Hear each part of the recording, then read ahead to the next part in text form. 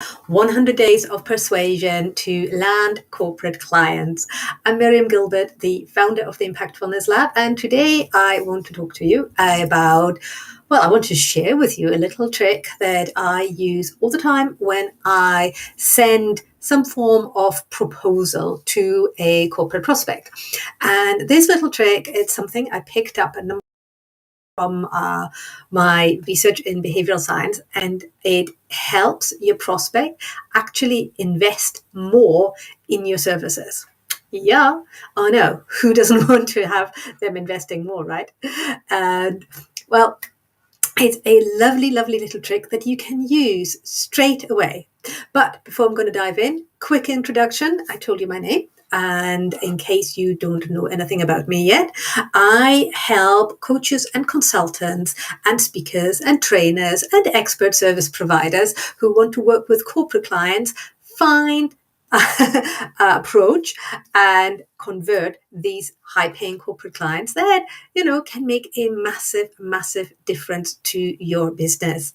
And it is my passion because I have been on both sides of the selling equation. I used to be the CFO and the senior corporate decision maker that got to say yes or no to investing in coaching services or consulting services or any other kind of service provider, really. But I've also been the corporate consultant who actually sold to big businesses. And over time, I've worked with some amazing companies. I mean, such good people. And it's now my mission to help people like you, people who are passionate about their expertise, passionate about their skill, make a bigger impact in the world by actually reaching more people in corporate organizations. Anyway, enough about me. Let's dive into the hack for the day. And it is something that, not many people do, even though it has become more known in recent years, but still people tend not to do this one thing in their proposals.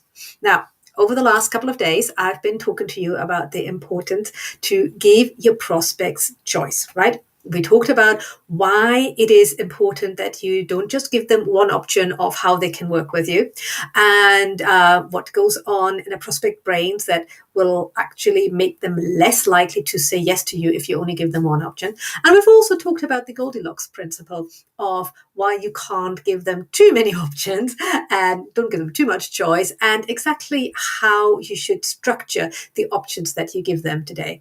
But But today I want to talk about not the structure of the choice that you give them. I actually want to talk about how you present it, because you know what?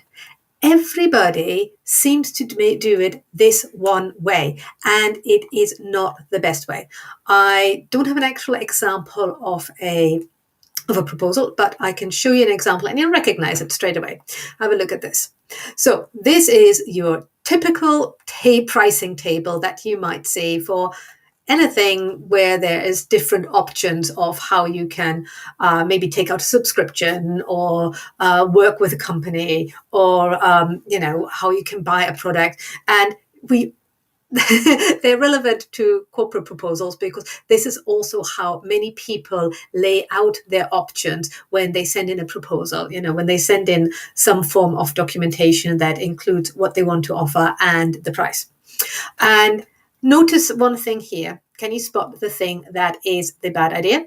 Well, yes, it's right up here in the numbers. That's it, in the financials, because this table, and as I say, it doesn't matter what the topic is. People use this format all the time. They go with the basic option, the basic price, and all the basic things that are included. Then they go to a middle kind of level, and if they have a third level, that's the most expensive one. And because a lot of us are used to read from a left to right. I know obviously some countries do not, but in many countries that use the Latin alphabet, we go from left to right, and therefore we are used to go from the lowest to the highest. And you know what? It's a mistake. Yes, it is an absolute mistake. And because what you do here is you are triggering people's perception. And when you are trigger their perception, they set an anchor. They look at the first number they see, and then they compare all other numbers to that first number to get a sense of, are these numbers reasonable? Are they, do I understand them? But they always relate it back to the first number. It's called the anchoring effect in as a cognitive bias. And the problem having this set up here is when you start with the lowest figure, then what happens? Well, obviously that becomes the anchor, and everything else is judged against this anchor. So you see here, this person, it's a dummy website, so it's not real, but they're saying, okay, $29 and then $59. And you go, okay, me as a person coming to it, it's like, okay, my anchor is the 29. So I'm now going to go to the 59. And it's like, okay, that's a lot more expensive. It's, double the price almost. So they'll have to give me quite more for that to make sense to me.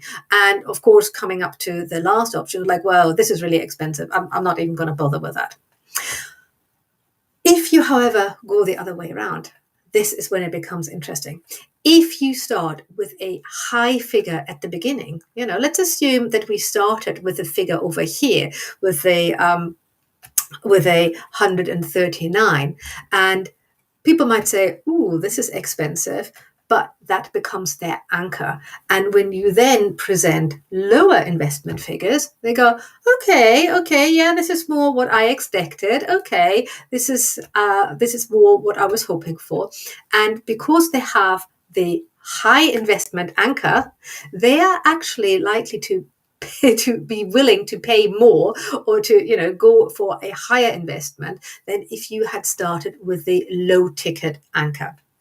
So this is the little tip that I picked up a number of years, and I did all this studying around behavioral science and particularly cognitive biases, and I applied it to my own business. I applied it to my proposals and anything I send out to clients.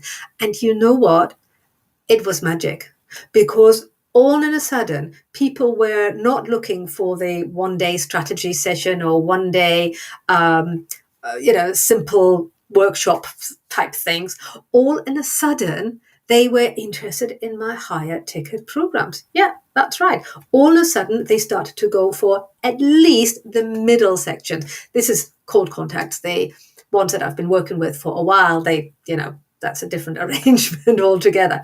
But it worked magic. So my big tip is, when you present your pricing, when you present your options, do not start with the lowest investment option for your prospects. Do start with the highest one and set out exactly what's included, then go to one level down, show the difference, show what's included in this one, and to make it easy for them to compare. And if you give a third option, that should be your lowest investment option. Seriously, you want to try this tip out absolutely straight away. You do not want to wait to use this. In your very next communication, your very next offer, please apply it, and you will be amazed how well it works.